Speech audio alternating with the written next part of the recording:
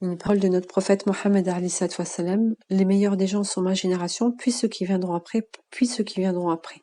Cela signifie en fait que les meilleurs des personnes ont été donc ceux au temps de notre prophète Mohammed alayhi salatu wassalam, les sahaba, puis les tabi'i, puis les tabi'in. Et dans cette partie-là, on voit justement qu'ils ont fait l'effort d'aller acquérir la science, ils se sont déplacés, ils ont fait des millions de kilomètres pour aller recueillir des hadiths pour que nous puissions avoir maintenant de nos jours la science et la sunna de notre prophète Mohammed alayhi salatu wassalam. Et cette période-là, elle va jusqu'en l'an 350 de l'Hégire, donc les 3 générations, et ça fait en 961 de l'an grégorienne. On va voir justement, la dernière fois on avait vu l'imam Bukhari, et là on va voir justement l'imam Muslim.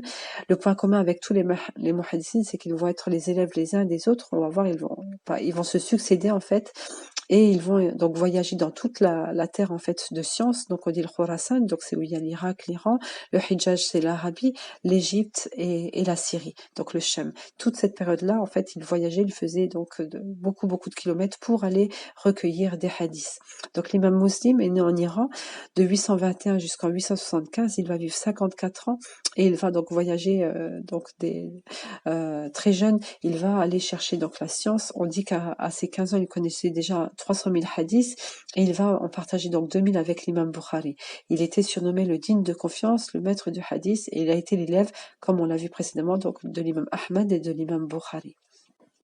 Ensuite vient Abu Daoud, rahimallah, donc il est né également en Iran, il va vivre de 817 jusqu'en 888, donc il va vivre 71 ans, pardon, et il va donc voyager pareil en Irak, en Égypte, en Syrie, en Arabie. Il va écrire 21 livres.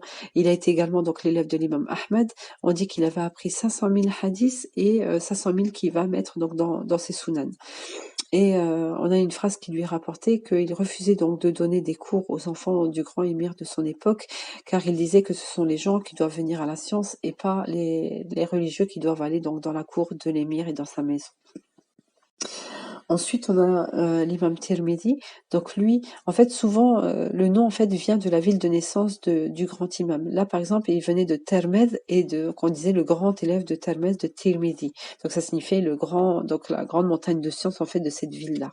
Et on va voir également pour d'autres par la suite. Donc Termez venait d'Ouzbékistan. Et il va donc voyager pareil à ses 20 ans donc dans le Khorasan, à Koufa, au Hijaz. Il va être également donc l'élève de Bukhari et de Muslim et d'Abu Daoud. On rapporte qu'il va écrire 9 livres, donc le grand Al-Jamir de Tirmidhi.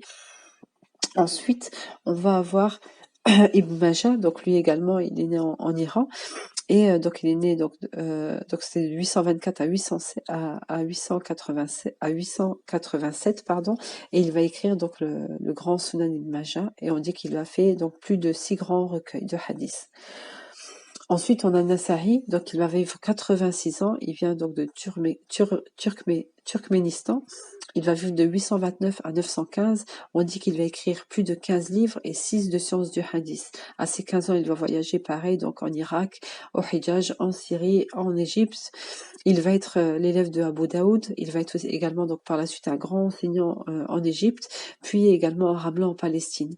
On dit que il va être battu et torturé à mort car il a refusé de louer le calife de Muawiyah ibn Abu Sufyan. Et il va juste demander à être transféré à la Mecque pour pouvoir y mourir, et c'est ce qui va être fait. Il va mourir là-haut. Ensuite, on a Tabari. Donc lui, il va vivre 84 ans. Donc Tabari, pareil, il vient de Tabaristan, donc d'où son nom par rapport à sa ville de naissance, en fait, le grand élève donc du Tabaristan.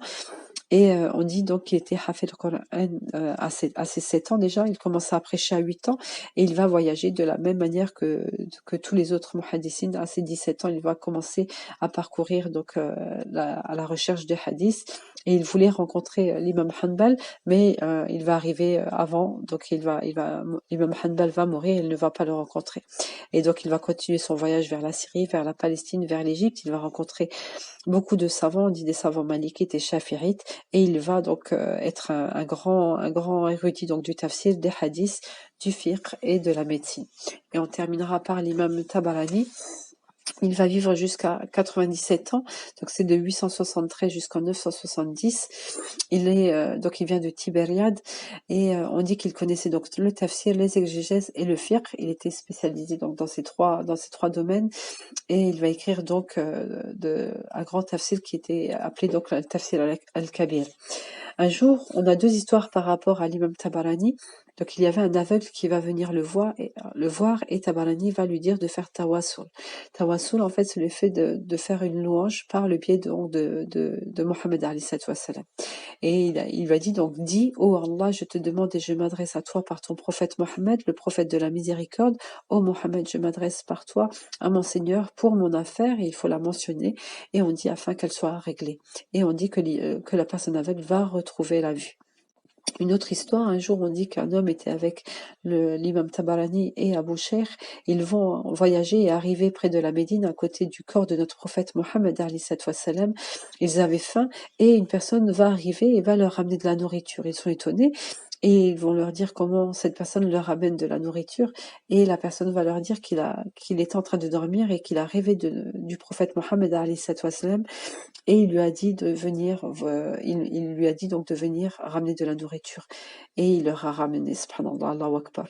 On voit donc que tous ces muhaddissines ont fait l'effort donc de voyager dès leur plus jeune âge, d'aller chercher, subhanallah, des hadiths pour qu'on puisse avoir une preuve par écrit, qu'on puisse être le plus orienté et le mieux guidé à travers donc la vie de notre prophète alayhi wassalam, des compagnons. Et c'est grâce à eux qu'on peut avoir aujourd'hui donc la compréhension du Coran et de la Sunna, parce qu'ils ont fait l'effort d'aller chercher, de voyager, ils ont délaissé leur vie pour pouvoir, alhamdoulilah, avoir ces écrits-là qu'on a aujourd'hui. On doit les remercier, mashallah, et on doit demander qu'Allah soit satisfait d'eux. Amin, amin, ya rabbil alamin, pour leur travail formidable qu'ils nous ont laissé. Qu'Allah il nous aide, Inch'Allah, et qu'il nous aide aussi à continuer leur travail, à le propager et à le diffuser pour que les gens connaissent le Coran et la Sunna. Amin, amin, ya rabbil alamin.